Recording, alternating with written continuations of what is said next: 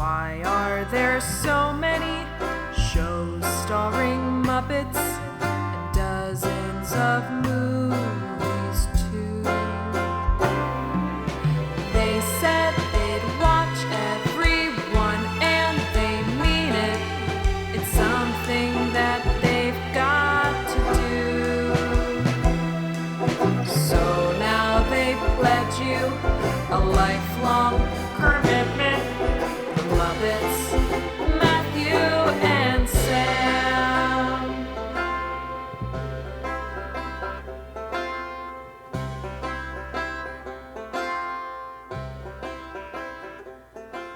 Welcome to Commitment, the podcast where two friends have vowed to watch all things Muppets. I'm Matthew Gatos. And I'm Sam Schultz. And this week we are heading into April of 1985 as we once again take a visit to Fraggle Rock.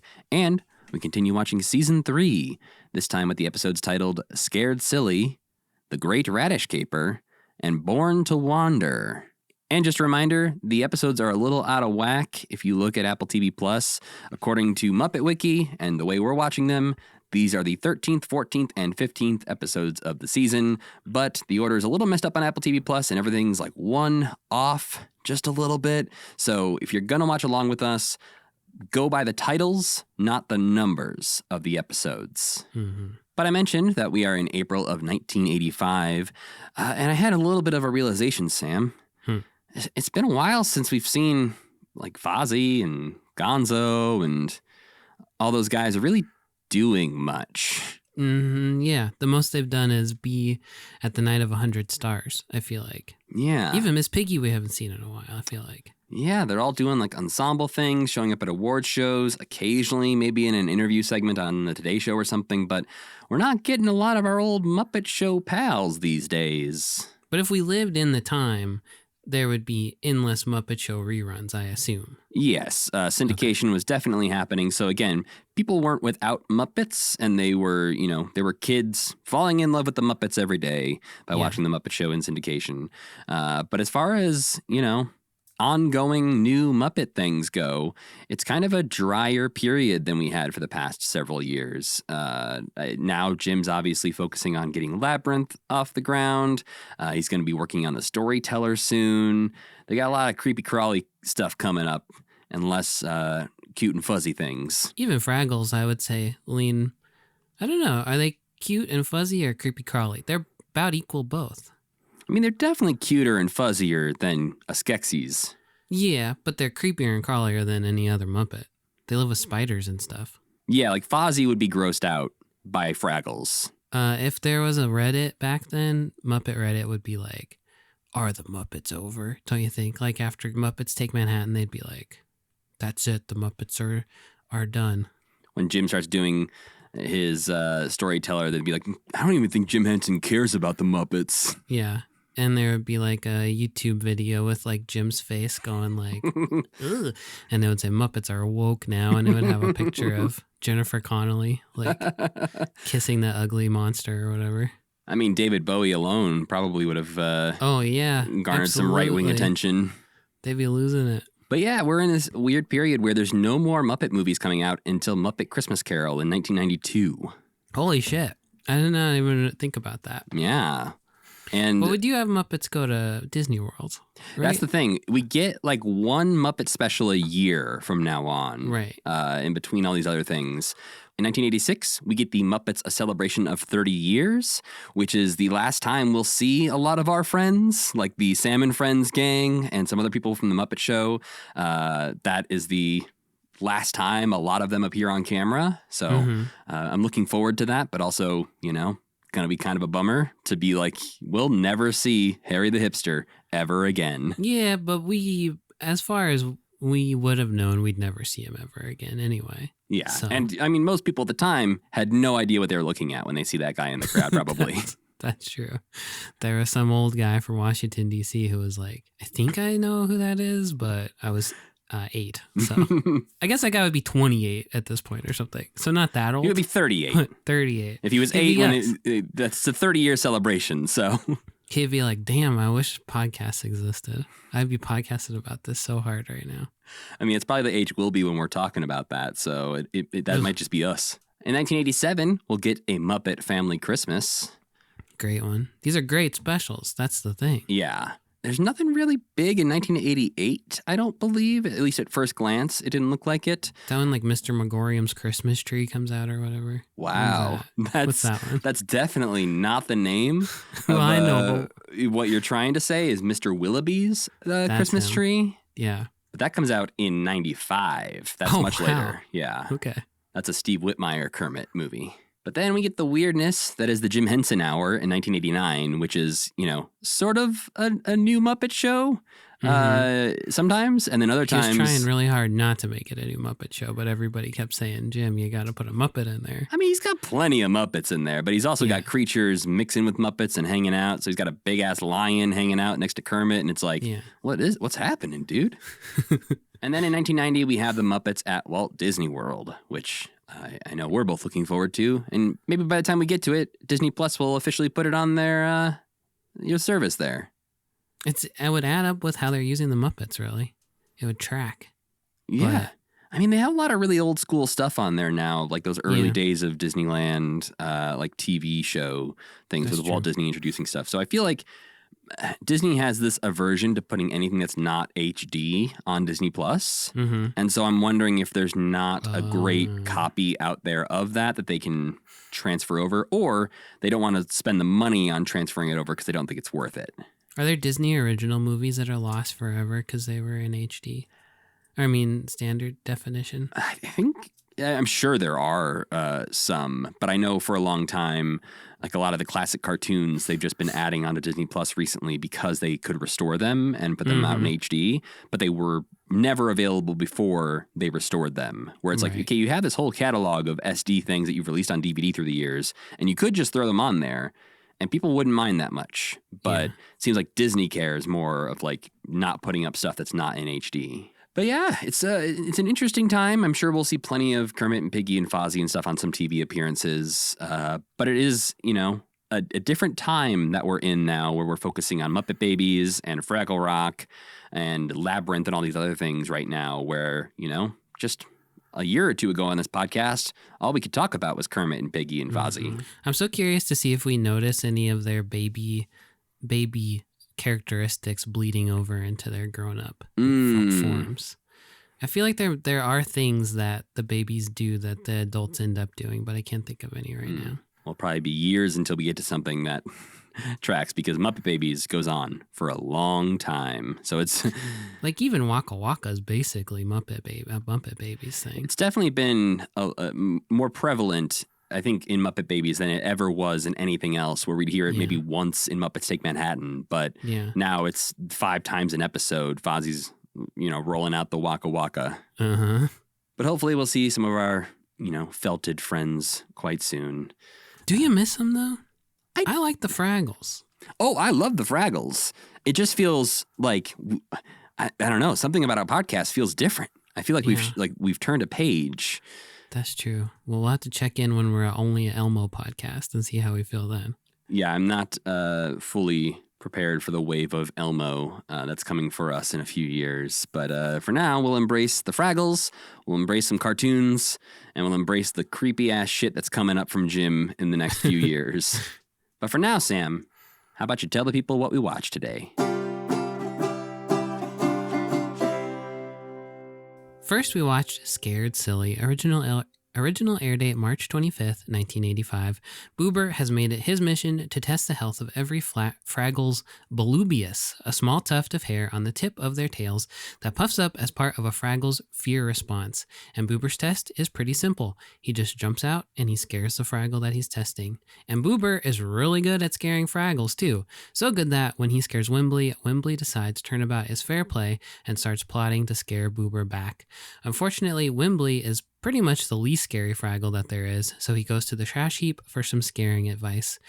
She tells him that messing around with revenge will only get him in trouble and refuses to help him, but Philo and Gunge love being scary little freaks, so they give him some pointers. However, Wembley is a hopeless scarer, either scaring the wrong Fraggle or getting scared by Boober first. Wembley is at his wit's end when Boober decides that he needs to set off for the rock soap cave for a resupply, giving Wembley the perfect opportunity to set up some scary traps inspired by Philo and Gunge's suggestions in Boober's house.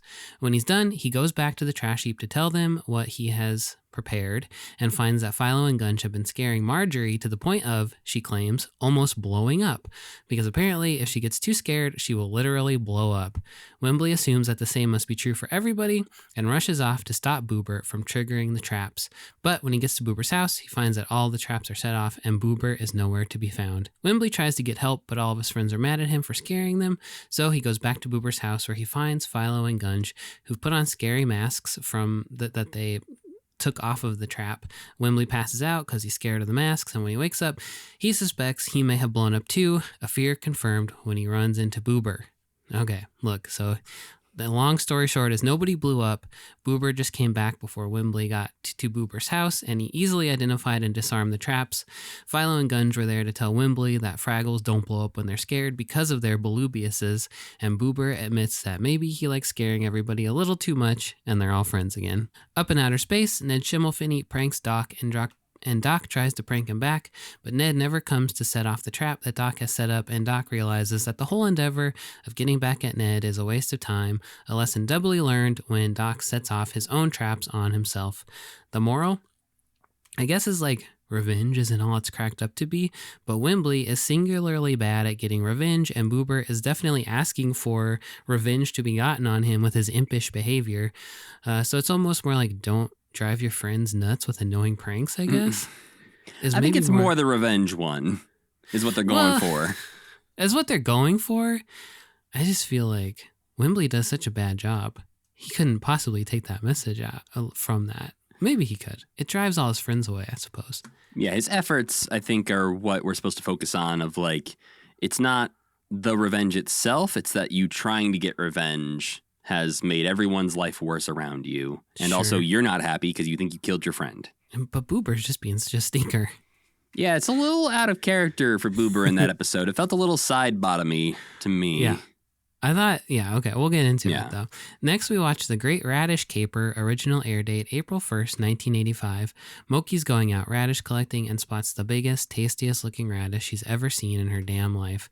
When she goes to collect it, she finds that it has been outfitted with a security device by Junior, who comes out and catches her. He lets slip as he's menacing her that this radish is special to him, so special that he even gave it a name, Geraldine, and talks about her as one might talk about a lover. Moki mutters that he has a real problem, which seems to strike a nerve with Junior. He wants to know what his problem is, and Moki says that she'll tell him if he puts her down, but when he puts her down, she skedaddles back to Fraggle Rock, where she tells all of her friends about the giant radish, sending them into a giant radish frenzy. They all go back to steal the radish, but still find it under Junior's watchful eye. Moki hatches a scheme to distract Junior by going back and telling him that his problem is that he doesn't have any friends, and that he needs to go out and find some, no matter how long it takes, and while he's gone, they can make off with Geraldine. But Junior doesn't really know what a friend is, so he snatches up Moki to bring her along on the quest so she can help him identify one. As they wander deep into Gorg world, the other Fraggles steal Geraldine. Sometime later, Junior and Moki have traveled very far, and Junior is no closer to finding a friend when he realizes that Moki is sad and missing her friends and takes her back to the rock. But when they arrive, Junior has found that Geraldine has seemingly left him. He goes into a deep well of despair, which makes Moki feel real bad about her scheme. So she goes back to the rock and convinces her friends that they have to put the radish back, and they do, but then Junior's gone, so then Moki has to go find Junior and get him back, and she does, and then Junior's reunited with his radish. Up in outer space, Doc is getting ready for a school reunion and looking for an old picture of himself and a friend to bring with him when Sprocket gets locked in a trunk. Then Doc spends so long helping him get out of the trunk that he misses what could have very well been his last opportunity to see his old childhood friend, but Doc pretends that that's okay. The moral, don't take advantage of people's insecurities like some kind of monster. I'm not really sure what was going on with Doc and Sprocket. I think it's more about friendship. Well, I don't. What moral did you take away from it? I think that's the what are friends for. Yeah, but she really fucked it up in the first place and felt bad about it. Well, right, but Moki learns near the end that her and Junior have essentially become friends through this journey. And if Sprocket didn't have his friend Doc, he'd be dead in a trunk. Okay, Doc and Sprocket get to be what our friends for. Even though Moki said at I was the going end to say, Moki what our says friends the for, words. I don't believe that that's what actually the text of the episode ends up representing. She takes advantage of him and feels really bad and has to make up for it. Right, but if they weren't friends, maybe she wouldn't feel so bad. I feel like that implies that you should only treat your friends nicely. And that if you took advantage of someone who's not your friend, you shouldn't feel bad about it. I think it's more... I think there's two lessons being learned. I think she does learn that, hey, don't be shitty to people regardless of your friends or not. But also... in the conversations and the discussions, that Junior and her have as they're wandering around, I think she's realizing that, like, oh, not only do I feel bad about this, but, like, I can be a good friend to this person who I've just bonded with, because they have conversations and they sort of bond about this in ways. And I think to me, it's like, you work with someone, your colleagues, but that first time you go out after work and have a drink and have a conversation about something real, you're like, oh, I think we just crossed the line into friends. They're colleagues, like how that sheepdog and that coyote are colleagues in Looney Tunes, where they like Fraggles and Gorgs clock in the morning and be like, all right, gotta go chase the Fraggles through the garden today. Great job getting my radishes today. I'm going to hand it to you. Well, another moral is be nice to losers. How about that? Finally, Born to Wander, air date April 8th, 1985. The Fraggles are hanging out with the storyteller who tells them about Uncle Matt's first expedition. When Matt was young, he was raised by his uncle Gobo, who was himself a great explorer. Matt was much as we know him to be now, as a young man, bumbling, oafish, completely lacking in self-awareness, and a danger to everyone around him, especially his uncle, whose expeditions he's constantly messing up and who hates Matt so very much. Back in this time, Fraggles didn't know what radishes were, and they lived on cave mushrooms until the fateful day that they ran out of cave mushrooms. Facing starvation, the Fraggles call on Gobo to go out searching for a new food source. He sets off with Matt in tow. Matt tries his best to help his uncle, but what his help amounts to is accidentally imperiling the future of the entire Fraggle species when he causes a landslide that messes up Gobo's ankle. With Gobo unable to explore, the Fraggles resign themselves to death by starvation, but Matt knows that he has what it takes to explore and find new food, so he sets off by himself. His search goes poorly until he accidentally causes another rock slide, this one uncovering a familiar sight, the mouth of the cave leading out to the Gorg garden. Matt ventures out, runs afoul of Ma and Pa Gorg, and gets out with a radish, which he thinks is just a very pretty rock.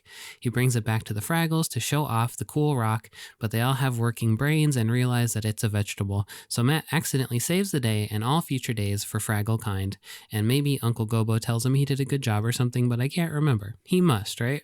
No, I don't think so. I think he gets all of his... At the end, storyteller basically calls him a genius, and that's what makes him go, I am a genius. You're right. Oh, no. And his ego balloons. But I don't think Gobo says anything to him at the end. He knows what a monster his child is, basically. Meanwhile, up in outer space, Doc hasn't successfully invented anything in a long time and is having an identity crisis. Just as he's about to swear off tinkering forever, he bumps one of his latest failed inventions and it springs to life, restoring his faith in himself. The moral? Doc's is pretty clear. Just keep doing what you want to do until you do it, I guess. Fake it till you make it, kinda. The Matt story is sort of the same, except Matt never learns any lessons and only does anything via dumb luck. But I guess he keeps believing in himself, even though he shouldn't, because Matt is the exception to that rule. You should not believe in yourself if you are Matt. Everybody else, it's fine. In real-world pop culture, in March and April of 1985, the 57th Academy Awards take place on March 25th. Amadeus wins a lot of stuff, including Best Picture and Director. Muppets Take Manhattan was nominated for Best Original Song Score, but lost to Prince's Purple Rain. And on March 31st, the first WrestleMania is held, the main event of which is Hulk Hogan and Mr. T versus Paul Orndorff and Roddy Piper. Also somewhere in 1985, Tetris was invented. Who's Paul Orndorff? He's just one of those guys back in the day when wrestlers could just look like normal dudes. Okay. When they're just like, yeah, that's a big guy. He could beat me up. And they didn't need like a character. So yeah, Oh, okay. he was just a big guy who fought a lot with Hulk Hogan back in the day, but didn't really have. Mhm. He was called Mr. Wonderful, so there's like, I guess that's his I've character. heard of that before. Yeah. And there might be some sort of like, I think him and Ric Flair had a little bit of similar stuff going on back then. Pretty boys or something? Yeah, Fancy guys? in that 80s kind of way when you're like, that's your pretty boy? Because that pretty boy could snap me in half. Have you ever watched the first WrestleMania? I have. Unsurprisingly, to literally everyone who's listened to this podcast, there was a time when I signed up for the WWE Network and started going back and watching a bunch of the old stuff. Guess what? In order. Yeah. I'm detecting a pattern. Yeah. At least I made this one productive in some way by adding a podcast to it. But yeah, I have watched. They're real boring, some of those. That feels like something like some types of comedy where you can't really go back and watch, like, it's just not funny anymore because we've escalated past that. Right. Seems like wrestling would be very similar to that. Yes. You watch a WrestleMania now and there's so much surrounding it of the video packages and the graphics and all these other, like, there's like concerts happening and performances and all this stuff that really makes it a big, elaborate event.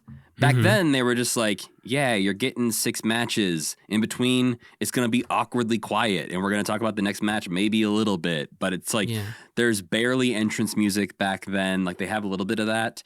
WrestleMania... But this is more wrestling than you're used to, so right. Isn't that exciting? Yes, and WrestleMania was the first, obviously, of that really big shift towards what it has become. But in no way was it...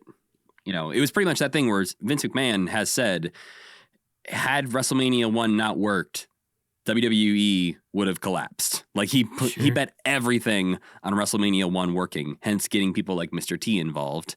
Right. But yeah, even WrestleMania 2, I think, did not do well. They tried a thing where it was simulcast from 2 different arenas at the same time. And so there was times when you'd be in one arena watching wrestling on a screen from the other arena, and it would like bounce back and forth between multiple arenas throughout the night. Why? Great question. Okay. Because they could, I guess. Because they could. But elsewhere in the world of Muppets in this time, we have on March 23rd, 1985, there's a show that existed called Flash, a magazine show for kids, which seemed to be a local show in Seattle, Washington during the 80s. And in this episode, they got to visit the Muppet Workshop. But this episode, I couldn't find it anywhere. It is apparently archived at the Museum of Broadcast Communications in Chicago, but I guess we'd have to go there to watch it. And then in Jim's Red Book, he wrote down in his journal from April 8th through April 10th, work with Elaine May on script. So this is for the Labyrinth script. Elaine May was brought in to polish the script, likely adding some humor to it based on other things she has written in the past. And this was before they started shooting the film, which would be on April 15th. So kind of some last minute polishing happening here. The final script was credited to Laura Phillips and Terry Jones. So Elaine May, I think, gets a thanks credit at the end of Labyrinth, but not actually like a script credit, which a lot of, script polishers don't get that. But they incorporated May's comments, and the final script was locked on April 11th, 1985. Well, getting into this first episode, it is appropriately titled, for the time we're in right now, Scared Silly. It's as close to a Halloween episode as we've gotten from Fraggle Rock. Yeah, but still pretty far away. Yeah, it's not... There's moments. There's moments that feel very Halloween-y, but it is not a Halloween episode. I could see Philo and Gunge doing a kind of like Tales from the Crypt sort of thing. Tales from the Trash. Yeah. Like, I feel like every sitcom back then did that kind of thing where it was like, the evil Urkel puppet was like, this is what would happen if Urkel's head fell off. Yeah, you had Salem on Sabrina. But I could see them hosting some little vignettes and like, here's what would happen if the Gorgs really smashed a Fraggle. It's horrible. I had this weird... We watched the movie Christopher Robin last night, which if you hadn't seen, it's a nice comfort movie, even though it's very sad at points. Is that the newer Winnie the Pooh where they're all alive and depressed? Yeah, that's the one. Ewan McGregor plays Christopher Robin as an adult who's a businessman who's very boring, and so they come back to help make him fun again.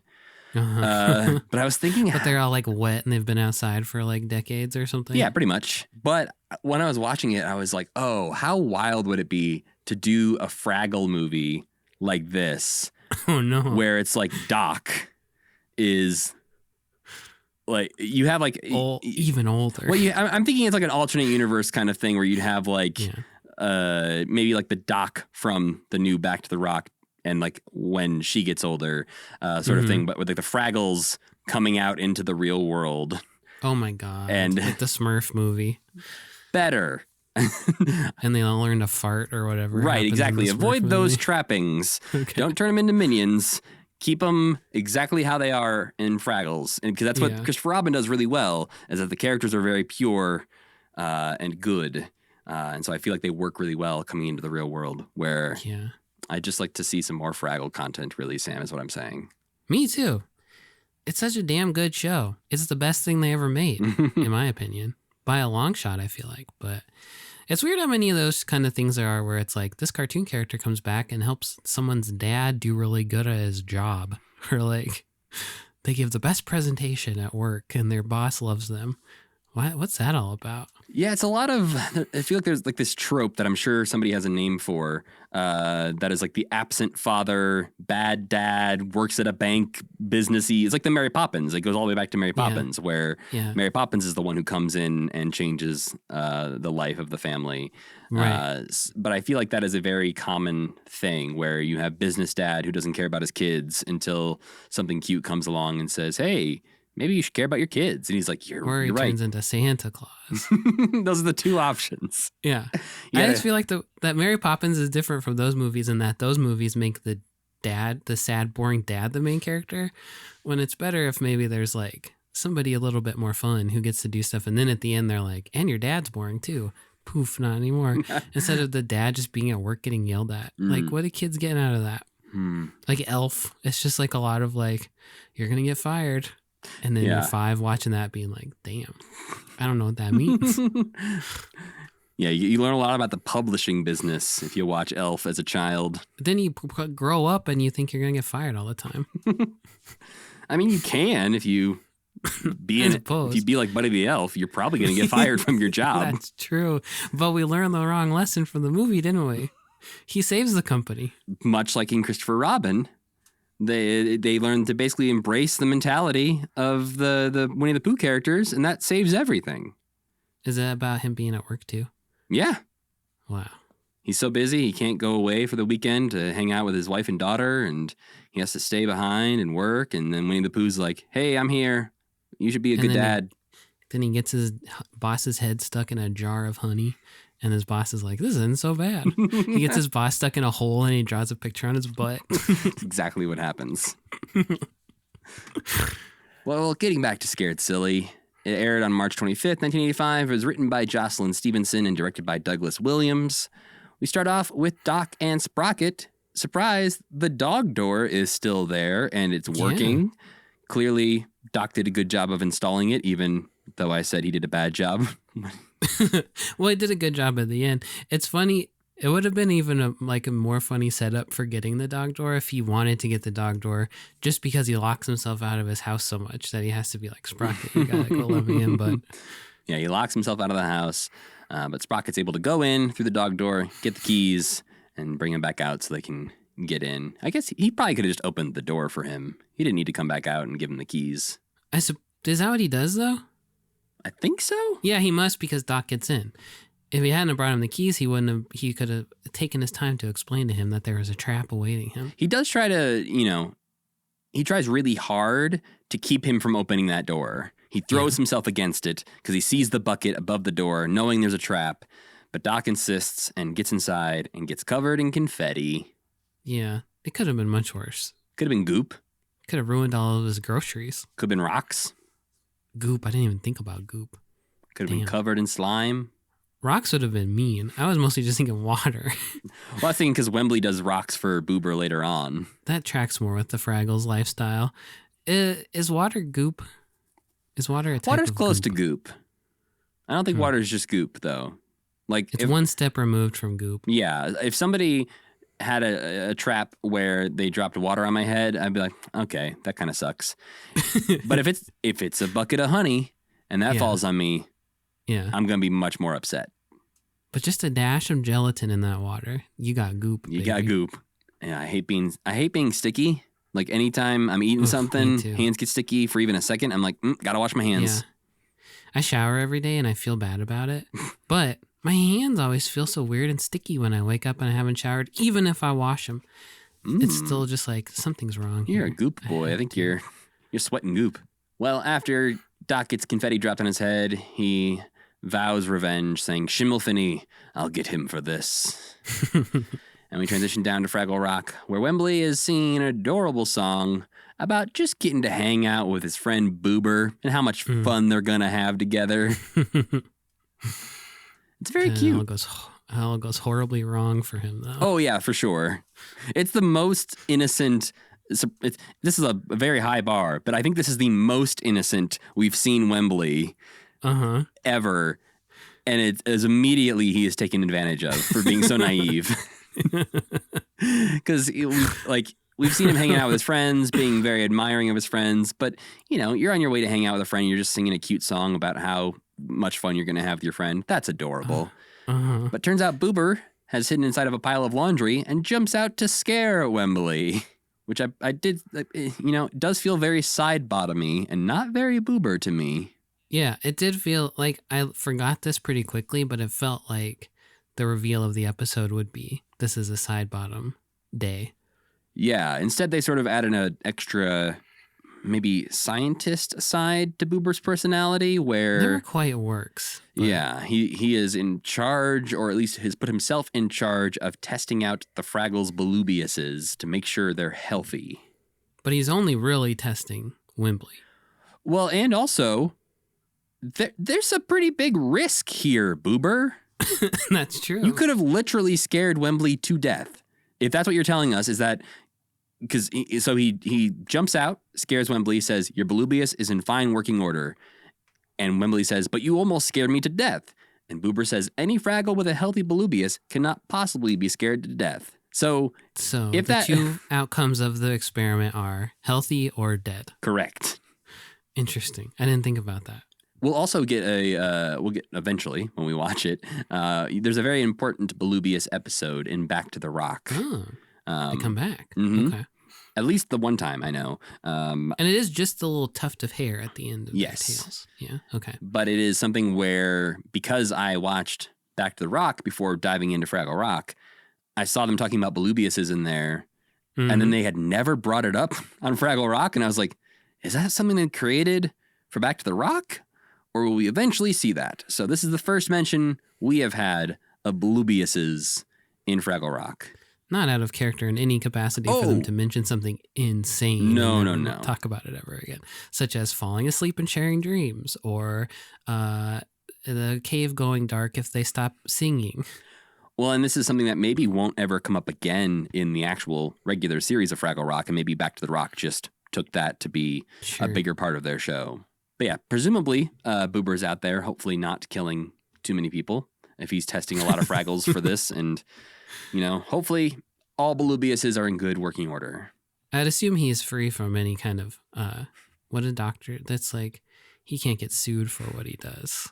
He didn't take the Hippocratic Oath or whatever. Yeah, or he did or whatever. He's doing his public service. Yeah, he's a scientist, not a doctor, Sam. That's true. That's true. Different standards, I think. I think scientists probably also not trying to scare people to death, but there's got to be some research into that. Some twisted scientist out there probably is, though. Well, this is when, much like Doc, Wembley vows his revenge, but this time on Boober. And he's going to go practice scaring, because he seems to not know how to do it. So he's running around the caves, practicing scaring, practicing jumping out. He runs into Tosh Fraggle and her pet Beastie, who we saw once before in Boober's Quiet Day, who neither of them seem phased in the slightest by Wembley's jump scares. Barely acknowledge his existence. Yeah. So Wembley goes out to the trash heap for help to scare Boober. Trash heap knows about the Belubius tests, is aware of this part of Fraggle lore, but does say if you try to scare your friend back, that is revenge. And if you seek revenge, you take the consequences. This is probably some of the most useful that the trash heap has ever been. This is like very That's true. straightforward advice. Yeah, there's no And he dancing doesn't- around the issue. It's like, hey, it sounds like you want to get revenge on your friend. I'm saying maybe you shouldn't. I'm literally telling you, don't do this. Yeah. Goodbye. Yeah. And then Wembley's like, fuck you. I'm doing it anyway. Well, that's the problem is because Wembley goes, oh, okay, I hear ya. And the trash heap goes away. And then Philo and Gunge are like, hey, don't listen to her on this one. Revenge is great. I love their role in this of just, being the creepy little guys that they look like they are. And this turns into a song called Scare Them, Boo. We get spiders, we get snakes, we get a Fizzgig-like monster in the background, and some other monsters I feel like we've never seen, but I don't know if they'll show up anywhere else again in the Muppet world, but I don't think they had names. But this is a perfect Halloween song. This episode starts off strongly Halloween-ish. Mm. Then by the end, it kind of is just like, I feel like it doesn't end on a strong note, but Yeah, no, yeah. There's a little bit of padding for time in this episode, I feel like, where it feels like the episode sort of resolves itself, and then it's like, oh, all right, we're trying to add on an extra lesson here, I think. yeah, let's have him think he's dead for a while, which I guess is also spooky, but Yeah, but it's not treated in necessarily the way that I think they could have done if that was the bulk of the episode.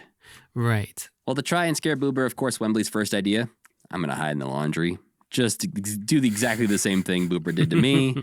But Boober is, of course, onto him, sees him hide in the laundry, sees his tail sticking out of the laundry. Here's the whole entire plan. Boober's so funny in this episode. Yeah, he basically says, like, how can you scare me? I'm the expert on fear. And then he shows Wembley a weird device he made, which looks like bellows for a fireplace, but it just sprays laundry into the air. Which is apparently the scariest thing ever, also. I think anything could have come out of that, and it would have scared Wembley. After Wembley is scared almost to death again, we get a very sudden cut to Uncle Traveling Matt. Yeah, they gotta fit it in somewhere, I guess. I guess so, but there's a couple times in this batch they just squeeze it in there of like, I guess it's time. Thankfully, though, he is on topic, talking about silly creatures testing their own Bluebiuses with a loud bell, which is an alarm clock, waking up a couple of kids in their bedroom. Once again, we do see Uncle Traveling Matt as, a bit of a creep, just sneaking in and out of humans' houses willy-nilly. He's often peeping on children and hiding in their rooms and in their Christmas presents and stuff. They're more his size, so maybe he understands them slightly better. Of like, That's okay, true. you're like almost Fraggle-sized, so I get you. These ones are a little closer to Gorgs. I don't trust them. Yeah, that makes sense. They're also stupid like him. They're much, much smarter than him, though. That absolutely. As we see later on, Uncle Traveling Matt may be even worse than we knew. But it is revealed after this postcard that the whole gang, minus Wembley, has been reading this postcard together because Wembley is creeping up from the side. And he's ready to scare Boober. Once again, he's going to jump out, but he mistimes everything, and instead he jumps out and scares Moki and Red, who get very mad at him. They're so mad. Is this when Red lifts him up by the... No, that's later on. I think the second time he accidentally scares them. I love that. But so yeah, much. she just straight up lifts him up by his collar and is like, don't do that again. Red is so much my wife, like my actual wife. Not that I want her to be my wife, but Yeah, I see. Miss Piggy's losing out to Red now. it was Miss Piggy for a while. Then it was Moki. Friendship with Moki over. Now I'm best friends with Red. Well, this is when Boober tries to be nice and invite Wembley along to Rock Soap Cavern. Boober's done. Boober's like, you know what? I scared you. You tried to scare me. Clearly didn't work. This is never gonna work out for you. Yeah, let's put this behind us. He tries to be the bigger man here until Wembley's like, you know what? No, I'm not gonna come. And Boober goes to leave and then jumps back into the scene to scare Wembley one more time. If you know you got somebody who's easily scared, it's pretty hard to resist, I think, to be fair to Boober. Well, and after he scares him, he gives him a little kiss on the nose and says, it's all in the timing. He's so much like Bugs Bunny in this episode. He's a little scamp. It's great. It doesn't make any sense for his character at all. And it would have made more sense if at the end he was like, oh yeah, it turns out I was side bomb the whole time. It literally makes no sense. Right. But If that little kiss on the nose is just like amazing. If we got to the end and we see Boober waking up from a nap or something and Sidebottom walks in and Boober's like, what are you doing? Like, what have you been up to? He's like, oh, nothing. And Yeah, a little side bottom Halloween special. Yeah. Introducing a little chaos into everything. Nope. It's just Boober being a little out of character in a way that's fun enough to not really upset me. But we do get another song here as Wembley preps a Home Alone style setup in Boober's cave while he's off at Rock Soap Cavern. This song's not as good as the earlier Halloween song. I think the song was funny because it was such a stupid like ragtime song about him like scaring his friend to death basically. So I kind of liked the juxtaposition of like the style of song, which I kind of read as Wembley being as scary as he possibly could. Yeah. Which amounted to a little ragtime ditty. I just felt like he was looking at us and talking to us. Like it almost felt like a Blue's Clues kind of like, hey, it's time to scare our friend. Let's all watch as I set up the pranks. Like it just felt very much of like speaking to the audience via song more than like a Fraggle Rock musical number. But Wembley goes to tell Philo and Gunge about his plans. And they are the perfect ones to, team up with in this because they're also scaring Marjorie. And this is when she tells Wembley that if she had been really, really scared, she would have blown up. And now... Is she telling the truth or not?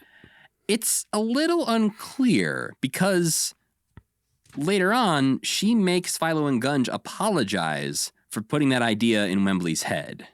Yes, and I guess she tells them to tell him that Fraggles can't blow up when they're scared. Right. But that doesn't mean that nobody else can. Right. Can she actually blow up, do you think? I mean, yeah, I guess so. I kind of thought that she'd be like, oh, I just meant I was going to get really mad. That's what I thought she meant. That's just a turn of phrase. And that's what I literally thought she meant at first when she said it, too, until she explained, no, I will. No, I will explode. Which seems maybe less treacherous for her than it would be for Boober, because you can just like rake her back together. Yeah, and she's got a pretty low stress lifestyle. But she was really scared when she was going to get thrown in the river. She didn't explode then. Well, when Boober gets back to his cave, he sees that, he spies every trick Wembley has set up for him. Oh my God, this is like the biggest laugh I've gotten in Fraggle Rock, I think. When he just walks in and he sees all the ropes and stuff and he's like, snakes, bucket of rocks, spiders on my bed. Yeah, he's even like, oh, I bet he even put fake spiders on my bed. Yep, here they are, fake spiders in the bed. It's so funny. And that does make sense for Gobo. Or, I mean, that does make sense for Boober in that he has spent so long being scared of everything that he could easily just see right through surface level attempts to scare him. I did buy that particular aspect. Yeah, I didn't mind that. It just felt like this whole episode, though, was a little bit outside of what we've seen from Boober in the past. And I wouldn't mind him moving in this direction a little bit going forward, but I'd also be surprised if we see more of this kind of behavior from him. Yeah, me too. Because we kind of got guys like this already. We don't need another trickster. We need a persnickety fellow. Yeah. But he's just like Batman going through like one of those Arkham games where he's like, boom, disarmed. Boom, disarmed. It was great. Yeah, Boober, the world's greatest detective. Yeah. Well, he says he'll clean up this mess later, but he needs some sleep now, but can't sleep in the mess, so he's going to put his PJs on and sleep in the pantry. He can't just wipe this 4 spiders off his bed. Would have saved a lot of problems for everybody. I think it's more the stress of like the rest of the room is messy, and he doesn't want to see it. Oh, okay. So that makes sense. I guess sleeping in the pantry is the better option. Sure. And of course, Wembley comes back, doesn't think to look in the pantry, so he assumes that all the tricks worked as planned, and he scared Boober so much that he blew him up.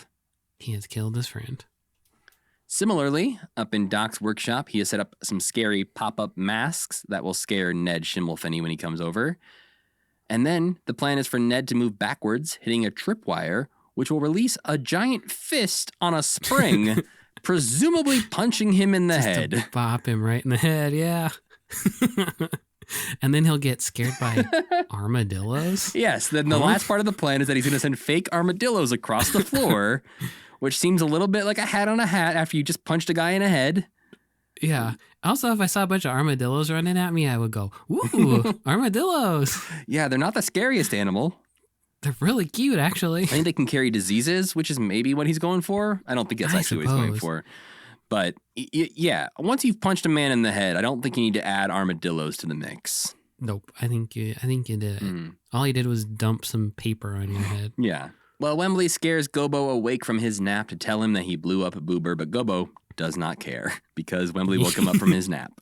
And he once again is like, okay, well, Gobo's not going to help me, so I'm going to go find Red and Moki. But Last time I scared them. I don't want to do that again. So what does he do? He yells, help! Really loudly. And this is when when Red gets real pissed. And it looks so good. She picks him up by his shirt collar, holds him up and says something. I don't know. But I don't know how they did it. Like, I watched it. I mean, I do know, but I don't know how they made it look so perfect. It's beautiful. Yeah, you don't see like Steve Whitmire's arm or anything, at least not noticeably to me, creep into frame as Wembley is lifted into the air. This is where the episode was kind of falling off the rails for me a little bit. I feel like it didn't need this like little boy who cried wolf situation going on. Yeah. Or they should have pushed it harder or something. Well, I think there's just so many back and forths with Philo and Gunge and Wembley trying to get people's attention. And there's just, this is the same point for me where I was like, it's going on a bit long. Like, it feels like we should be reaching a resolution right now, but you realize you had 8 minutes left and you're like, oh, and there's still a whole nother subplot to resolve. Yeah. So at this point, Wembley is sadly going to go clean up the mess because he says, I know Boober wouldn't have wanted to leave a messy room. This is when Philo and Gunge come down to apologize to Wembley, and they put on the scary masks and scare Wembley again, which is pretty good because they come in and they're just like, oh, this place rules. What is this place? Yeah. This Fraggle's crazy. Look at these sweet masks. They're so relatable in this moment. And this is when I really feel like the episode sort of jumps the shark into, okay, because Wembley now is afraid that he has blown up as well after Philo and Gunge scared him. And he thinks he's in the, quote, land of having blown up. But I think this is where it starts to feel like, oh, we're doing another thing. We're going to keep going with this. There's not like, Boober's not going to come out and we're immediately going to be like, oh, hey, Wembley. And Wembley will be like, oh, I didn't blow up. This is great. Yeah. But this is where the lesson about revenge is starting to get weaker and weaker the more things move into, Wembley didn't cause Philo and Gunge to come and scare him. No, not at all. So the Boober stuff, him being scared that he killed Boober, that's fine. That can like make him feel bad about trying to get revenge. Yeah. Philo and Gunge really have nothing to do with the revenge lesson. I suppose he left the masks there, which were the device of his own undoing. A byproduct of his revenge. I guess so. But them being like, hey, look at these cool masks. I'm going to put mine on. You should put yours on. Yeah. And being little creeps running around with masks. No one could account for little creeps. But eventually all the other friends in, and Wembley is a little confused. Is like, what's going on? Why is everyone here? Did everyone blow up? Oh, we must all be dead. Yeah. Shut up. Another moment where Wembley is the last one to realize the lesson or what's actually happened here. Philo and Gunge admit that they lied about blowing up.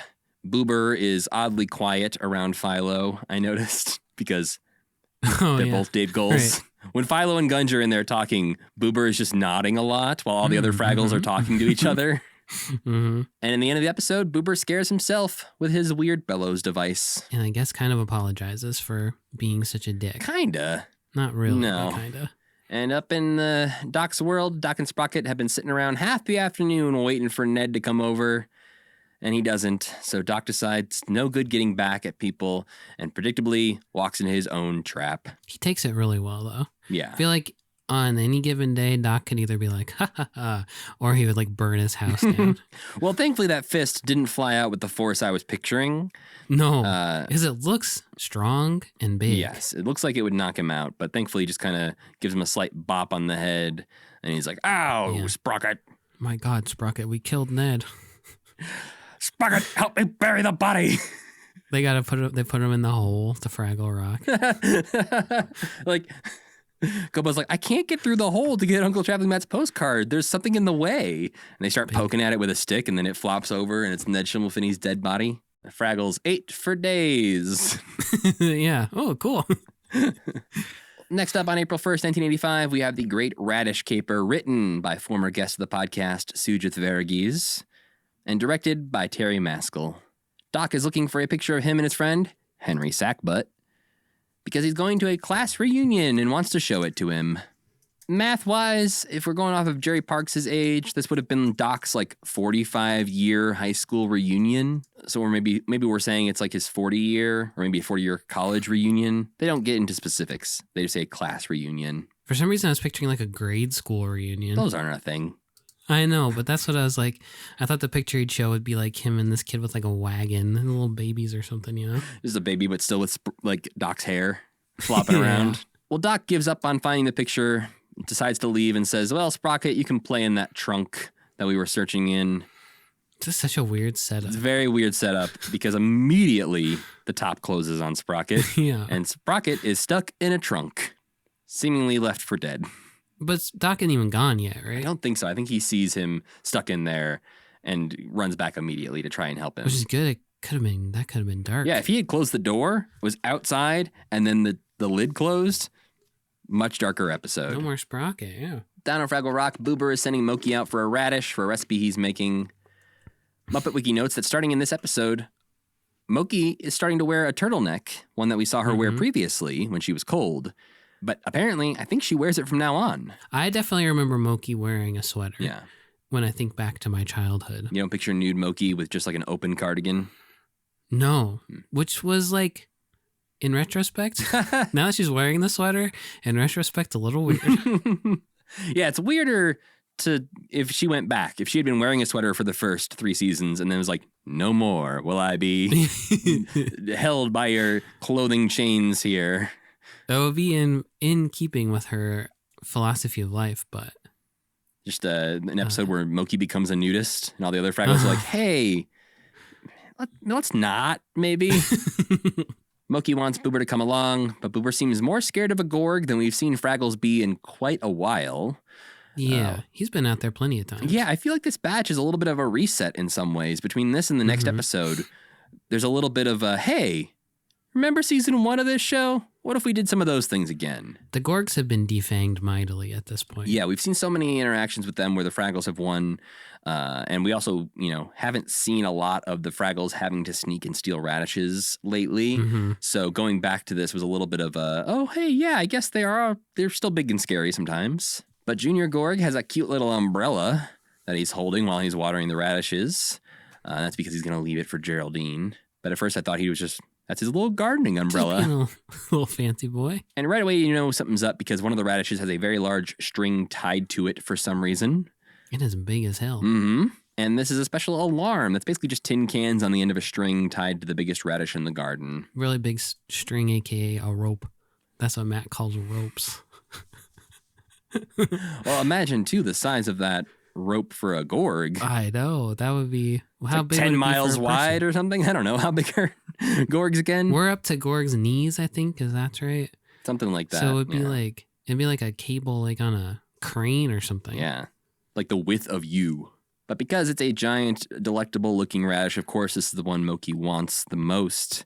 And of course, this means Junior snags Moki. We see a lot of the good little Fraggle puppets in this episode that we haven't seen as well in a while. Teeny Moki, yeah. And this is when we learn about Junior's love for Geraldine and how he sleeps outside so that Geraldine doesn't have to be alone. Yeah, Moki still is just like, I'm going to eat this radish. I don't give a shit what you think. Oh, yeah, she becomes very judgmental about him sleeping outside. And she says, boy, do you have a problem. Really judgmental for somebody who fell in love with a scarecrow of herself that she built. That is a very good point, Sam. But when Junior hears he has a problem, he says, what? A problem? I hate problems. What is it? That struck such a nerve with him. Yeah. The idea of having problems, which I feel like his father would have instilled in him that he has many problems. He has only problems. There is no positive quality to him. But this is the moment when he gets Moki to tell him, but she says, hey, if you put me down, I'll tell you. And she scurries away, and Junior is left to ponder his horrible problem. Moki returns to Fraggle Rock, and Boober is so upset that she didn't get it. She's like, fuck it, fine. I'll go back and steal the giant radish. Well, of course, Junior immediately grabs her again. And of course, this is the perfect time to cut to an Uncle Traveling Matt postcard. We see him visiting a German castle that he thinks is an abandoned Gorg castle. Maybe it is. We don't know that it's not. Yeah. Because we don't know anything about history. Not in this fictional land. Oh, I thought you meant like in real world. Oh, maybe in this world. Yeah, okay, so there's this crazy conspiracy theory that, you see like a building, like a Capitol building or something, and they have the windows in the basement that are like little windows. Yes. Like a little half window. So there's these people who will post pictures of these things and be like, if you excavated this building would be really tall. This is just the peak of another tall window peeking right. out. So like all old castles and stuff like that with like the half window, there's really like, so maybe in this world that's real. And Gorgs were like the giants who built all this stuff. You know? I feel like that's because that's happened like, a few times in places like Egypt and stuff where they discover like the top of a building and they keep going like, oh, this shit's huge. Yeah. And now we're like, but what if every building is secretly huge underneath? It's like, bro, this building's in Boston. You can go in the basement. Yeah. You can go down there. There's Just go with the swampy courthouse, water you could like say. 10 feet down. Yeah. Can I go in the basement? And they'll say, yeah, it's just an archive. It's so boring. Well, Uncle Traveling Matt sees the tourists looking around at the castle and thinks they're looking for radishes, as, Fraggles often do when they're at Gorg castles. Mhm. So he just goes and finds some at a little market stand. And What a coincidence. How many times in your life have you seen a radish stand? especially one that I think also is selling pretzels because they're in Germany. It has a sign there that I think they're selling pretzels and radishes is what this Yeah. booth is selling. And he just starts handing radishes out to locals, I guess. Criminal.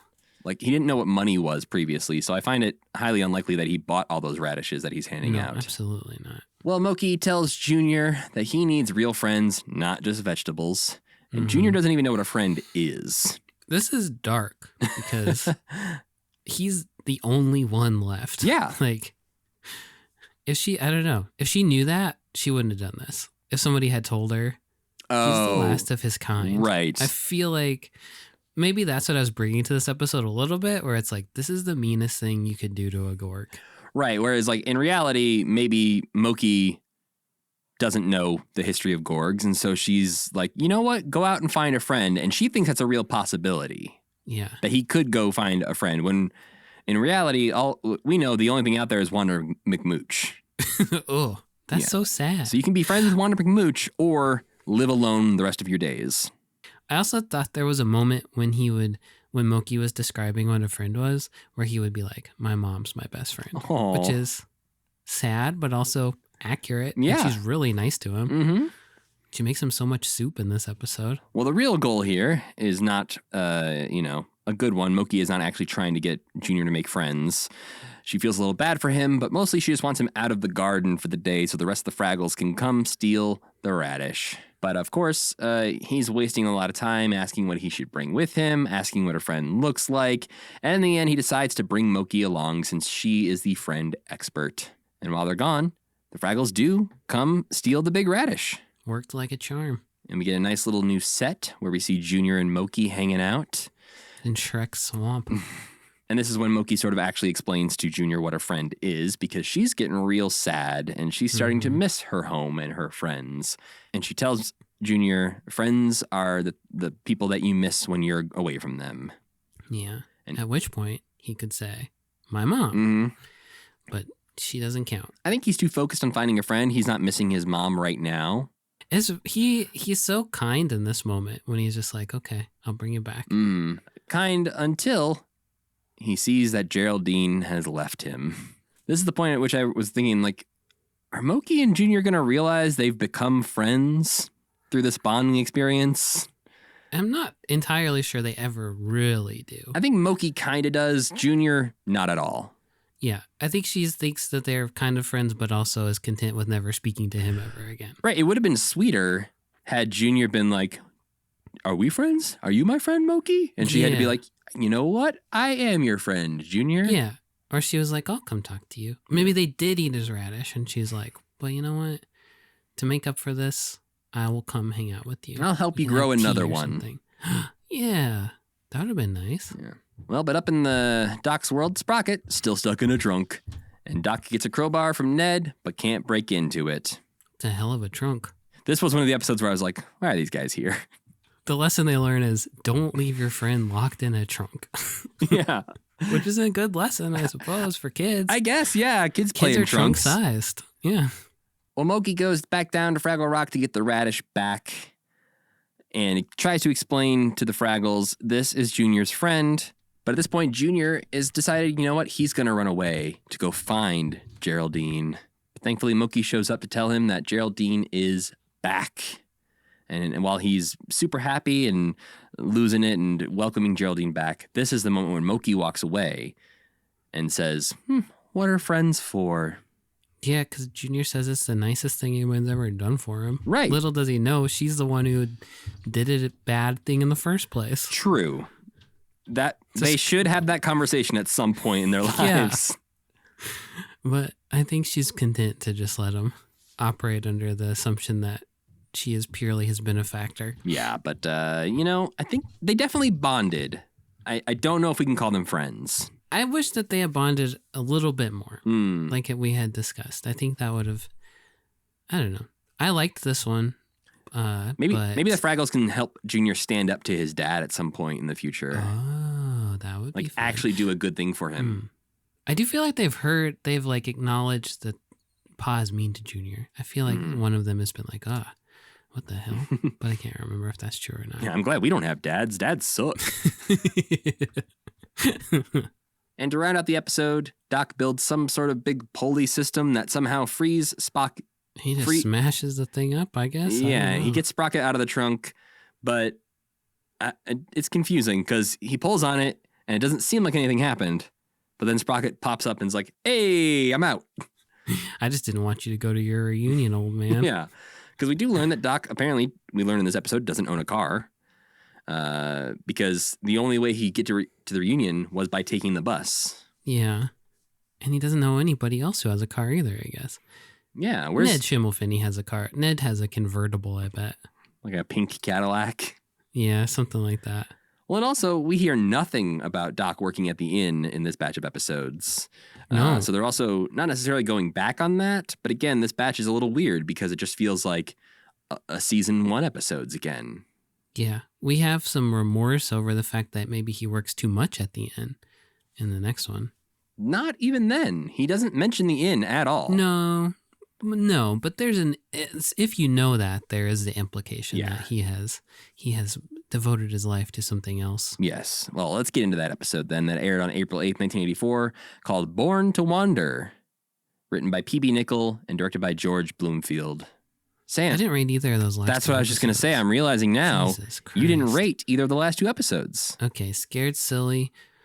I'm going to give, a 3.5. Is that allowed? Have I done half stars? It's your system, and I think you have. I believe so. 3.5. Love a spooky episode. Didn't like the ending. And then The Great Radish Caper. I think I'm going to give this one a 3. Just because it was, of all of them, it was the one I found the most boring. Yeah. But I thought it was also really good.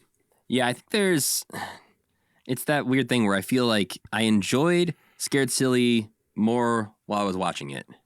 Mm-hmm. But then near the end, I was starting to get bored. Yeah, but I love a spooky Muppet song. Yes. So especially, the first of those 2 spooky songs is something you could pull out and have on a Halloween playlist. Mm-hmm. Pretty short, though. It's like 45 seconds long or That's something. all right. You need, a little bit of a reset on playlists sometimes. That's true. But getting into Born to Wander, starting off strong with a Doc invention, something we've been missing, and we've actually mentioned previously. Last episode, I think we were like, Doc ain't inventing shit anymore. Even Doc says the words, "What happened to Doc the inventor?" He has a little bit of a crisis, actually, and says, "What am I really?" Yeah, kind of a relatable crisis. Well, in this one, he's inventing a cordless portable power generator that uses dirt as a power source. Yeah, this would make you a billionaire. Which, at the beginning, doesn't seem to work. It looks like a very Muppety machine where it's like, a generator attached to some random buttons and switches. The kind of thing Cookie Monster would eat. Absolutely. As it told you about itself. Mm-hmm.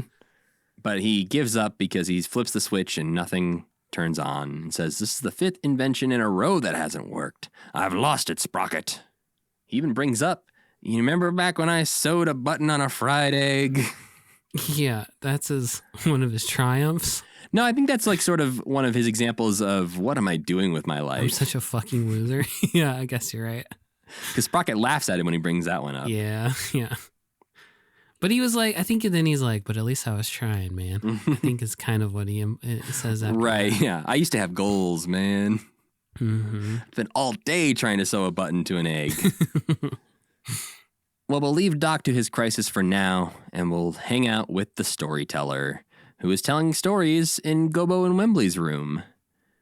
And Gobo requests a traveling Matt story. And at this point in my notes, I wrote, we've speculated that storyteller and traveling Matt have hooked up, and I don't remember why exactly, but oh boy, does this episode add... There is no speculation anymore. No, it is almost explicitly said in this episode. And I wrote it down, are they the only two Fraggles that have a romantic relationship, like an overtly romantic relationship with each other? So far? Like there was that one moment, or a couple moments in season 1 where Gobo and Moki had seemed like they had something, and that was maybe the intent eventually, but not anymore. We haven't seen anything like that since then. And there was the one episode where they were trying to set Wembley up with the female Fraggle, whose name I'm forgetting right now. Oh, was it the lady with the... Yeah. Oh, yeah. The one with like overalls on or something. Yeah. The kind of cool one. Yeah. But that's true. That was like the closest we've gotten to some relationships so far. Right. But Storyteller and Uncle Traveling Matt, that's some... There's like no married Fraggles. There's not like, this is my wife. Not that we've seen. And again, there's no parents. So like the dynamics of Fraggle relationships and everything, unclear. Doozer's very clear. Oh, yeah. I forgot about that. We haven't seen any Doozer episodes in a while, but their dynamics very clearly laid out. There was a grandma and cousins. Moms, dads, and children. Yeah. Weird. I'd love to see a Doozer wedding someday. I mean, same with Gorgs. They're highly married. That's true. Huh. Yeah. All right. So many questions that I don't need answers to. Oh, yeah. I don't think the Fraggles have to get married or have conventional relationships. I just need to know how they have babies. That's mostly it. Where are they coming from? Right, like we haven't seen... They only have uncles. They literally only have... maybe an aunt. I feel like maybe an aunt has also been mentioned. We haven't seen any new Fraggles. There's been no Fraggle births. Yeah. No Fraggle babies. Well, Gobo wants to know how Uncle Traveling Matt first became an explorer. And we learn that it's because of his Uncle Gobo. And all the other Fraggles are just now learning that Gobo is named after his uncle's uncle. That's such a funny line. My uncle's uncle. I'm named after him. Very clearly showing that we don't want to get into the dynamics of Fraggle families. I have an uncle and I have an uncle's uncle. Nothing beyond that. Where either of these two came from, who's to say? Is he the brother of my parent? Who knows? Well, we get into a long time ago as the storyteller starts to tell us a delightful story that she starts off with, before he had his magnificent white hair and his gorgeously graceful body. Yeah, as we see a dream sequence of Matt with no shirt on, like standing flexing. Heroically. Is amazing. A shirtless Uncle Traveling Matt flexing. Yeah, the only horny Fraggle in all of Fraggle Rock. And we transition to the young Matt with, quote, full heavenly head of beautiful blonde hair. Notably, young Uncle Traveling Matt has a gray and yellow striped shirt and a vest. He looks like Gobo, but just a little younger and more desaturated. And Uncle Gobo looks like Uncle Traveling Matt does in the future when he's old, but orange. He's got the Gobo color palette. Right. And he has also a Jerry Nelson character like Gobo, but an older, almost English, Scottish kind of combo voice he's got going on. I liked that. I liked this guy. He was speaking my language because he fucking hates Traveling Matt. He fucking hates his nephew so much. There's so many times throughout this that it almost got to a point where it's like, all right, lay off. You're like treading into Pa Gorg territory here with how terrible you're being to your nephew. But he knows what this guy is. He knows there's nothing but trouble to be had from trying to train Matt to be an explorer. Oh yeah, he gets it right in his face and says, "You'll never be an explorer." And Uncle Traveling Matt goes, "I see what you're doing. You're trying to push me to be a better explorer." And he's like, "No, really, I'm not. Like, you're gonna suck at this." And if we hadn't had that episode where Matt was a piece of shit to Gobo when Gobo was little, I would feel worse. But Matt, I guess hurt people. I suppose that makes sense. But Matt's already proven that he is a bad person, in my opinion. So I had a little bit of trouble feeling bad for him, even though I suppose he's done some good. But doing a flashback episode does raise more questions, though. Because where is Uncle Gobo? I think the Fraggles can definitely die. So, Hmm. and I also assume they have very long lifespans. So this could be several hundred years ago or Right. something, you know? There is some question of like, I think how long that is. And there's a thing in here that I think made it clear that they wanted to avoid that answer. Okay. But for now, Marley Fraggle shows up, also calling Uncle Gobo, by the way. Do the other Fraggles call Matt Uncle Matt ever?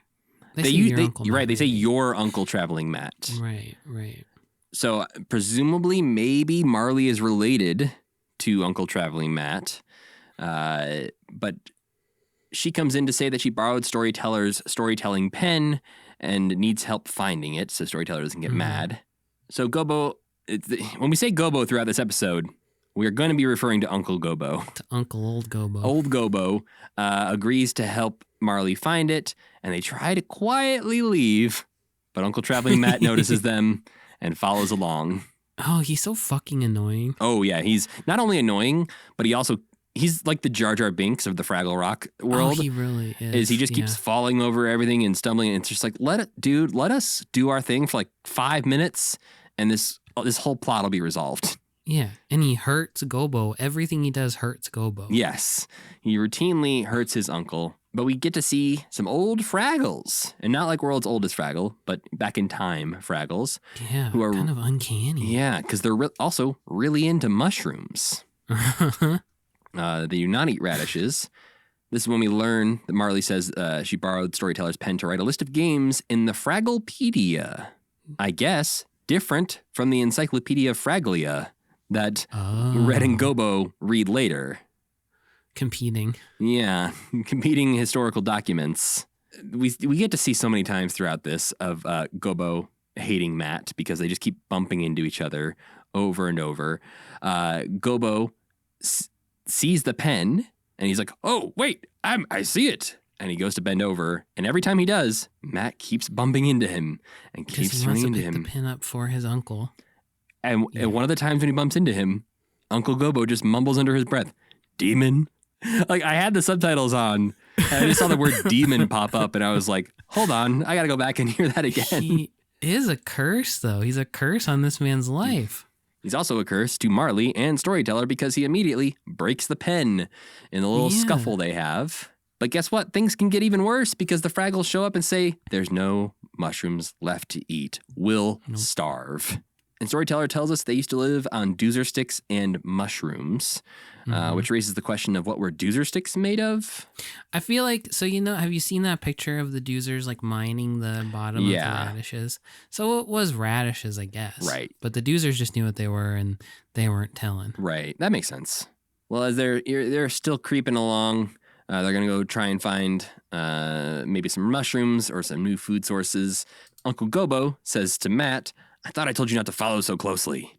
And this leads us into Follow You, a take on the Follow Me song that we've heard a couple times on Fraggle Rock, but more stalkery. Yeah. I did really like the variations of the same song in this one. Yeah. During this song, Uncle Gobo once again calls him a demon, and at one point, also a stupid dimwit. Yeah. He's like, "Watch where you're going, you dolt." Mm-hmm. But he does not prove Gobo wrong, because at the end of this, he finds a rock for his collection, which he pulls, and immediately buries Uncle Gobo under a pile of rocks. Yeah, the difference between Uncle Gobo and old Uncle Matt is that Uncle Gobo is good at his job. Yes, he is an actually good explorer. Competent. There's nothing to lead us to believe that Gobo is a fool also. No, he seems very, very competent. And assumedly, everything he could have taught has been lost on his moron nephew. Yeah. So there's secrets we don't even know. Yeah, Uncle Traveling Matt accidentally burned Uncle Gobo's documents and is like, well, shit, I better write some new ones. Yeah. But because of the rocks falling all over him, Gobo has a twisted ankle, and so he cannot go find more mushrooms or food for the Fraggles, who now will surely starve to death. Doc is listening to some motivational tapes to try and feel better about himself. Notably, Kathy Mullen, performer of Moki, is the narrator of the motivational tape. And he gives the tape about a half hour and then gives up, saying he is no longer an inventor. Well, because they're out of mushrooms, the Fraggles are eating doozer sticks faster than the doozers can build them. So they're having to ration them. They're rationing their doozer sticks. One doozer stick at a time. Interestingly, I don't think we see any doozers in this episode. No, I don't think we do either. We do see a younger storyteller, Fraggle, hanging out with Matt and Marley. And we see Wimple, Fraggle, who we meet in this episode, almost kill Uncle Traveling Matt because... Yeah, I don't blame her. Yeah, it's fair. Wimple's been waiting in line for hours to get her doozer stick, and Matt comes through and crushes the doozer stick. Yeah, this is a punishable offense. Mm-hmm. We cut to Uncle Gobo in a fishnet shirt. This is weird. Yeah, he's got a cast on his tail and leg, but he's got the same style of fishnet shirt that Convincing John was wearing when he was just hanging out at home. Oh, yeah. So this seems to be their like lazy middle-aged man shirt. Yeah. It's like a tank top, I guess. Yeah, yeah. But it's not, the fishnet is so wide that it's bizarre. And like after you're lounging in that, you would get up and you'd have the fishnet pattern. Yeah, it's like stuck wearing into a your hammock body. as a shirt. Oh, that feels so bad. And it just makes you look like a nasty old man. Apparently, yeah. If you're in the Fraggle Rock world, the only two people we've ever seen wearing it are Uncle Gobo and Convincing John. Weird. Matt decides, you know what? He is going to be the Uncle Gobo. He's going to save the day. Gobo's got his casts on. He can't do it. So Matt puts on some exploring gear and starts singing I Will Follow Me, and sounds a lot more like older Uncle Traveling Matt during this song. Yeah, I thought this was really weird. Like maybe they recorded it first and then they were like workshopping the voice a little bit more later, because the voice is totally different. Yeah, it's like the exploring gear gave him the old man voice. But of course, during this song, he causes another collapse. This one is positive, though, because it opens up the hole to Fraggle Rock that leads to the Gorg Garden. This felt weird to me because it did seem like they generationally had kind of a grudge against the Gorgs and the Fraggles. Like, I feel like there have been ancient Gorg pieces of art with Fraggles on them or something. I don't think we've seen that. There's I could very easily see them slipping in something about like Sir Hubris killed 20 Fraggles that day. Like, yeah, maybe I'm thinking about Sir Hubris mostly. Like we've alluded to the idea of a Gorg Fraggle war. Oh, yeah. Back in the day. Oh, well, so maybe they forgot like this was sealed off so that the two would never meet again. I think it was actually a Fraggle human war. Was it? Is that what we said? Yeah, that's what I said No. at least. Well, this is, we cut back to the current day Fraggles, talking about how, like, oh, I didn't realize Uncle Traveling Matt's the one who discovered the Gorg Garden. And Gobo's like, yeah, he's the best explorer the Rock's ever known. And that's when we get confirmation, in my eyes. Because Storyteller says, and to have known him as I've known him. As young Yes. Fraggles, we both went off. And then the other Fraggles are like, hey, we don't want to hear this story. Get back to the other story. So they all know what sex is. Or something. They didn't want to hear the story that Storyteller was going to tell about her and Uncle Traveling Matt going off when they were younger. Ugh. But just like, I there don't is wanna no hear way either. to interpret and to know him as I've known him in any other way, I think. No, quite bold for a children's show. Canadian even. They went off to the, whatever, I the don't think they- having fun cave or whatever it was in that one episode. Messing around cave, yeah. And got to know each other.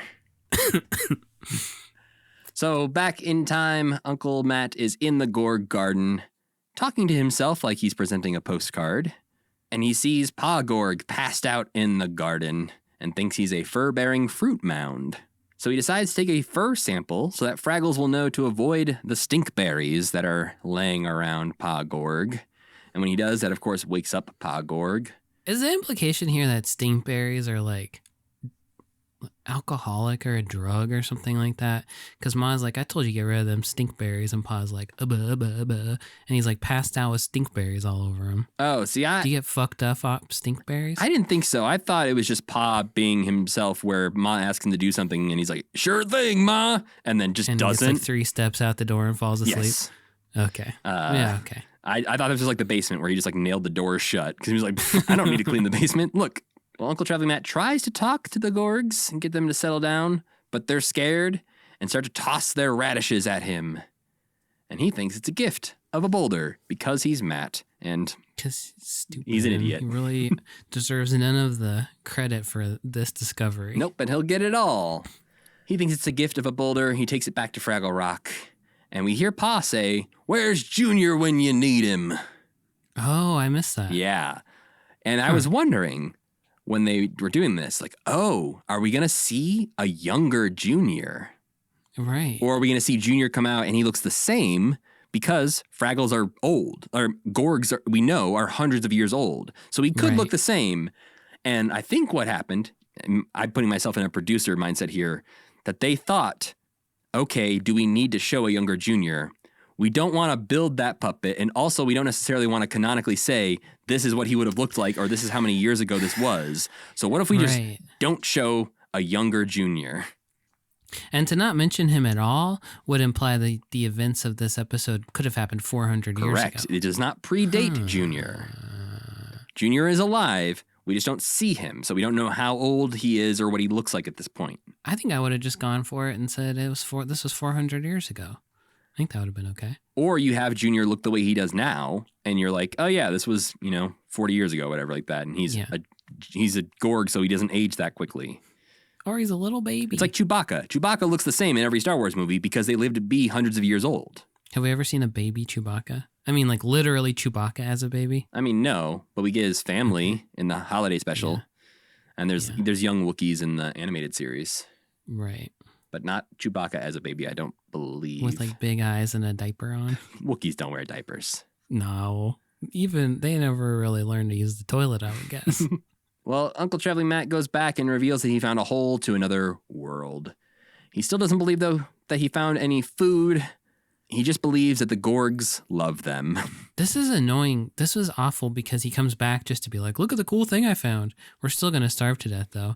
What a dickhead. Well, and he also is essentially leading the Fraggles to their deaths, saying, hey, I have found no useful food, and the Gorgs but these love guys us. love us. So just go out there, I guess. To be smashed. Mm-hmm. Thankfully, Wimple is losing it at this point and goes to take a bite out of the big old boulder. And thankfully, It's not a boulder. It's a radish. And then Well, the other Fraggles are just like, that smells like food, you moron. Give it to us. So they swarm the radish and devour it immediately. And now, Matt believes he's a genius because Storyteller says, wow, you did such a good job, Matt, finding us food. You saved the Fraggles. And then, up in Doc's world, he finishes cleaning the floor and accidentally bumps into a different lever on his machine and realizes that his power generator does work. And he says to Sprocket, you never lose faith in yourself. If you believe you can do something, you can do it. So do it. This is crazy because he built that lever on there himself. And then he's like, oh, I have to pull the lever. What'd you build the lever for, right. moron? Yeah, no, it's a pretty weak concept there. And you are right that if that worked, he would be a billionaire. He'd be the richest man in the whole world. But what would you rate that episode there, Sam? I love that episode. I'll give it 4 stars. It was Matt is so annoying. And to make a morality tale episode about a character who's been demonstrably, basically evil multiple times in Fraggle Rock and try to make him, they don't even really try to make, it's like, they kind of try to have their cake and eat it too because it feels like the people who write the show know that absolutely.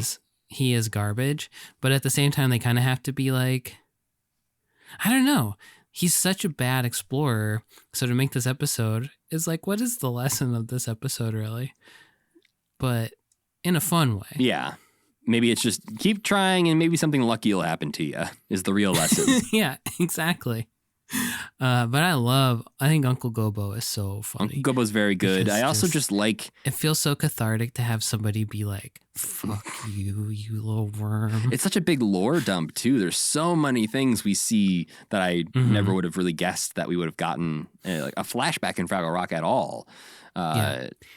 Raises a lot of questions as well, but also gives us information that we have now of like, oh yeah, they used to eat mushrooms all the time and now they eat radishes. So they are depleting their resources. And well, they found a more renewable one for sure. But yeah, I love a lore dump episode of Fraggle Rock. I like when they have a little fun and make some things concrete. Yeah, no, I think we get maybe a couple more flashback episodes. I'm not entirely sure. I haven't read ahead. But I welcome them if they are there for us. Well, Sam, that must mean it's time for our Muppet of the Week. And we are There's none left. Yeah, we're getting low on Muppets, but also specifically Fraggles, because I try to make these tied to the episode as much as I can. And looking through the list of characters in Fraggle Rock that have anything to say about them, it's a pretty small list at this point. So... Is it the storyteller? You're so smart, Sam. It is storyteller Fraggle, which, you know, is going to take about 10 seconds to get through. But... Her name is basically her biography as well. Mm-hmm. But she is one of the few Fraggles we've seen wear glasses. And also seems to be madly in love with Uncle Traveling Matt. Like after you said that, you were like, I'm trying. All right? I mean, honestly, Sam. You had the desperation in your eyes. I mean, that's kind of like, that's the most interesting things about her, is we see that she is madly in love with Uncle Traveling Matt. And she wears glasses, which doesn't happen very often. Yeah, but it's also funny because it does happen occasionally otherwise. There's like at least one other Fraggle that does wear glasses. We haven't seen a Fraggle optometrist, so where are they getting those glasses? That would be a fun episode. We just start, season 5 of Fraggle Rock is just like, I don't know, what do we need to explain this time? Where do they get their glasses? All right. Maybe the Doozers make them. Yeah, there we go. Oh, yeah, that would be cool. Oh, yeah, I like that. They would have the little chair and the like better two.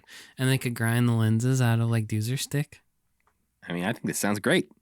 Yeah. Maybe the Doozers even like find some sort of payment that the Fraggles can pay them for their service. Oh, well, they might just like making glasses. That's true. They do just work for free all the time, huh?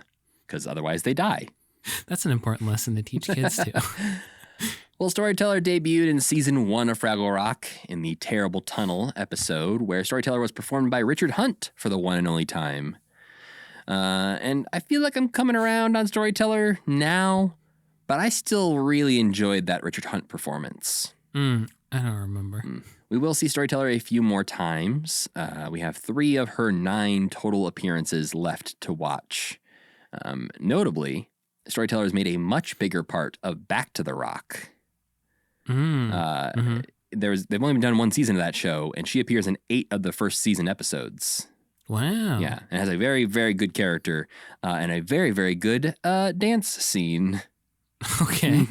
As far as performers go, like I said, we had Richard Hunt doing the first appearance of the Storyteller. Then Terry Angus took over for every other appearance after that, until Back to the Rock, where now Donna Kimball is the main performer of Storyteller. And in the animated series, Storyteller was voiced by Stu Rosen, who, if you look up, doesn't have a ton of voiceover credits, but he has a lot of credits doing voice direction. So I'm guessing he was probably doing voice direction maybe on Fraggle Rock, and then stepped in to be a voice of... He's like, we're out of guys. Yeah. Who's going to do this character? And guess what, Sam? That's literally all there is to know about the Storyteller Fraggle. All right. Well, I bet we'll know way more about her in Back to the Rock. Though, Yeah, we get to see that more. you're not spoiling. I also have only watched that series once when it first came out, so I'm also forgetting. Not just not spoiling, mostly forgetting. It makes sense that she'd be a bigger part of Fraggle World.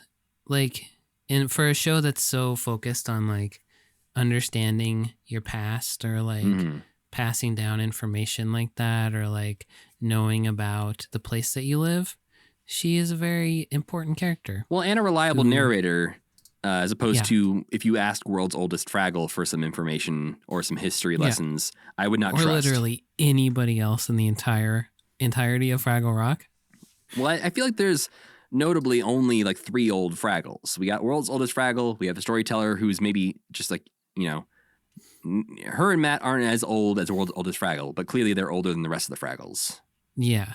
And Matt. And 2 of those people are morons. Yeah. So she might be the smartest Fraggle. I think one of the main Fraggles is probably the smartest Fraggle. Don't you think? Don't you think Boober's probably the smartest Fraggle? I guess so, yeah. He's definitely, I think he proved that he can be clever in the Scared Silly episode, which I think lended a little bit more credence to the fact that he is a smart guy. Yeah, I think Gobo's pretty smart too. And also that Fraggle that... Gobo's inability to see Uncle Traveling Matt for what he is, I think lessens his intelligence a little bit for me. That's true. But he can invent. He has actual actionable knowledge of like survival. He can problem solve. Yeah. And also that Fraggle that Wembley fell in love with, I think she was like a mechanic or something. Oh yeah, she was pretty so smart. She seemed pretty competent. Otherwise, fools one and all. Well, what would you rate Storyteller Fraggle? I don't really feel particularly strongly one way or the other about Storyteller Fraggle. I do think it's hilarious that she's the horniest Fraggle. So I'll give her a 7.5. I was going to say that adds some points. That added 2.5 points. 2.5 horny points. Yeah. Yeah, Muppets get bonus horny points for me for sure. Yeah, I'm going to do a 6 because I think if it had stayed a Richard Hunt character, I feel like there was some personality to that first performance that I liked more than what we've seen from Storyteller. And because we don't see her that often, I don't have a deep, love of Storyteller right now. Young Storyteller was quite funny though. Just like the little but schoolgirl. She's also to blame for Uncle Matt thinking that's true. He is a genius. Yeah, that's true. I think Gobo shares some of that as well. Young Gobo the younger. He's a sycophant.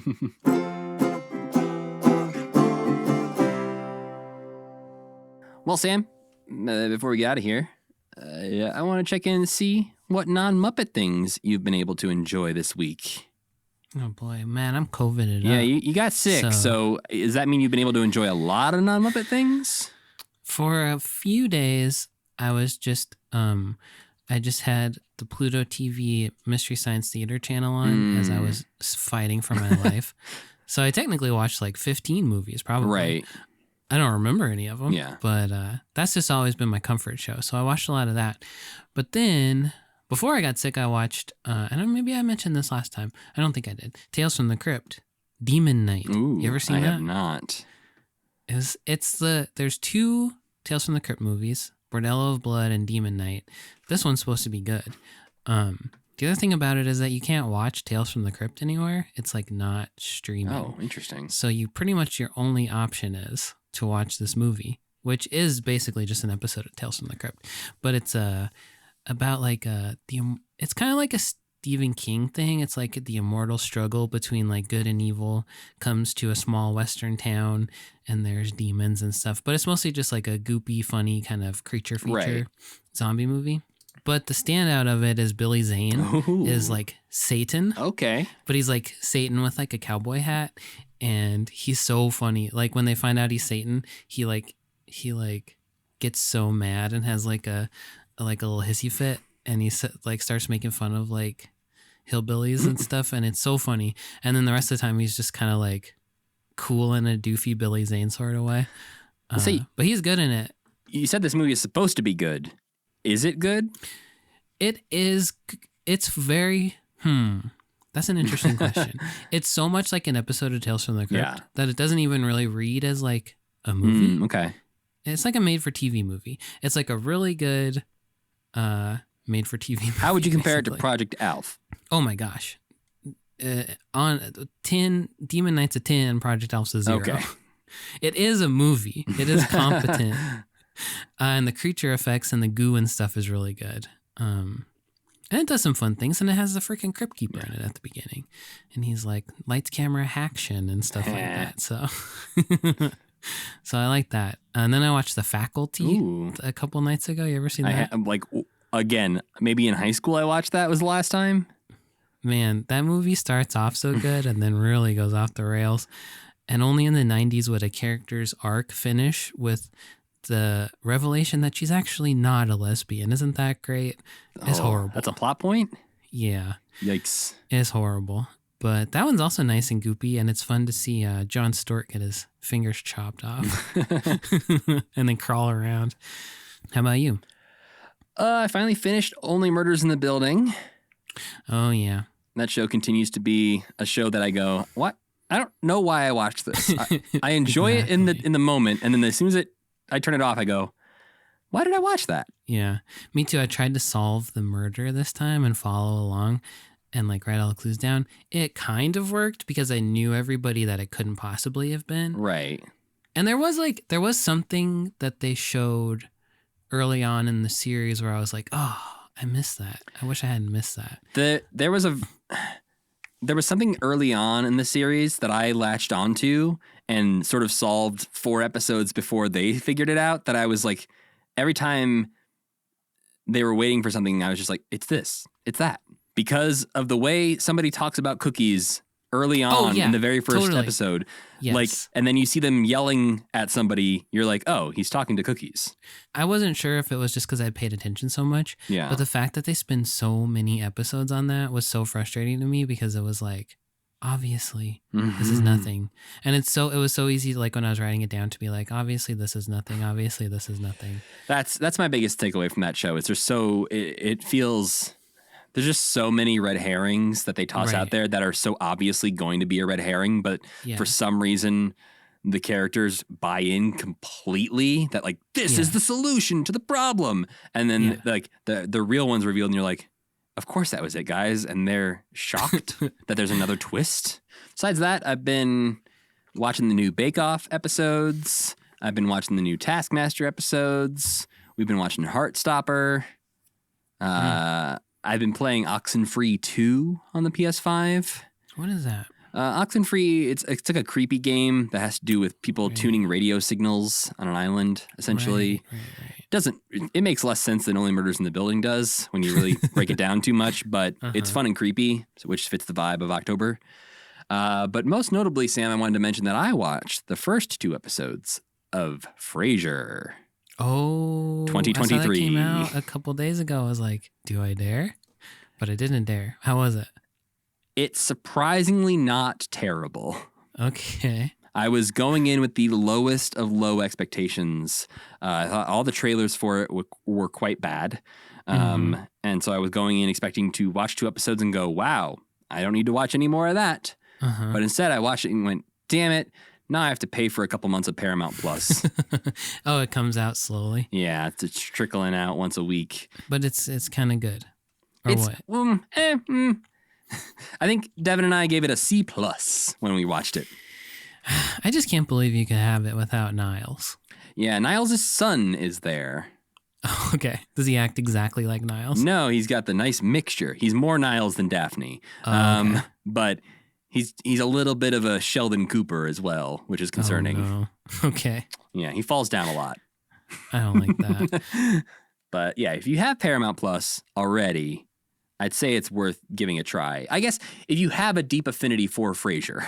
If you don't care about Frasier, I can't imagine this show would be appeal to you at all. So I have watched every episode of Frasier multiple times.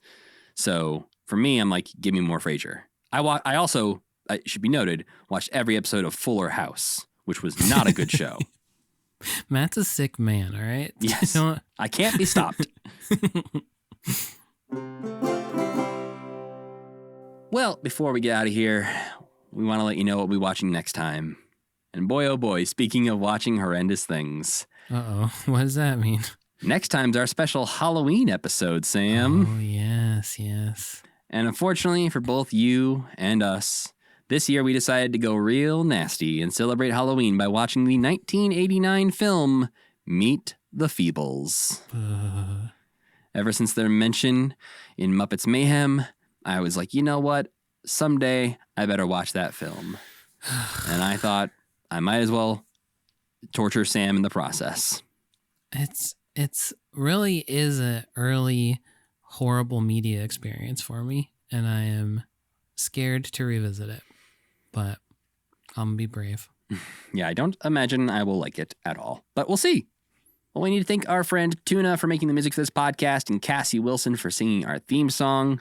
Don't forget, you can go to commitment.com if you want to reach out. There's a contact form there. You can see our faces. You can listen to episodes. You can buy merch. You can do so many things. You can also sign up for our Patreon and hang out in our Discord and chat with us. Or you can also email us at mail@commitment.com if you have a, longer than a tweet type of question you want to send us. You know what? The Discord is more than that, too. It's sharing clips. It's people sharing their puppets that they've made. Yeah. Or like Muppet memorabilia that they've run across. It's so fun. It's very fun. And yeah, people have talked about like meeting up to hang out with each other if they live near each other. We've learned about people getting new jobs and everyone gets to be really excited for them. It's a fun little place to hang out. Mm-hmm. But if you just feel like hanging out on social media, you can find us everywhere at Kermitment Pod. And you can find me at Matthew Gatos. And I'm Sam Schultz. And as always, keep believing. Keep pretending.